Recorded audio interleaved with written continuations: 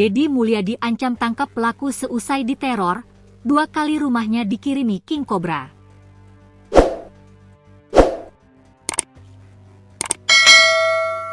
Kiriman ular King Cobra ke rumah Deddy Mulyadi di Kuak. Teror itu sudah 2 kali diterima oleh Gubernur Jawa Barat itu. Deddy Mulyadi pun memberikan peringatan tegas. Gubernur Jawa Barat, Deddy Mulyadi mengaku dirinya mendapatkan teror dari orang tidak dikenal.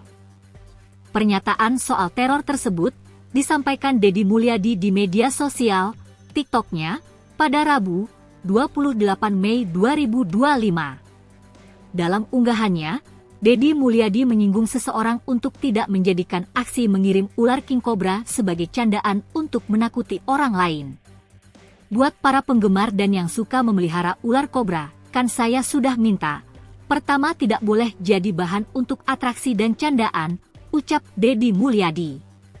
Ia kemudian mengaku sudah 2 kali mendapatkan kiriman ular King Cobra ke rumahnya. Apalagi candaanmu terlalu berlebihan, sudah kedua kalinya kamu mengirim ular King Cobra ke gerbang pintu rumah saya, beber Deddy Mulyadi.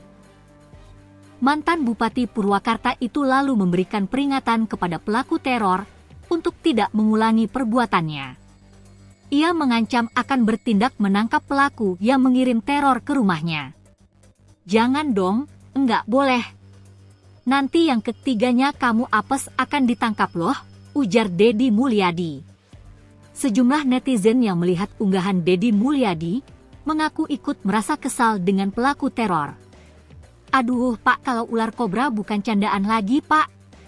Kelewatan pisan Pak, Bapak sekeluarga sing ditang tayungan, sing salamet, sing sehat Pak.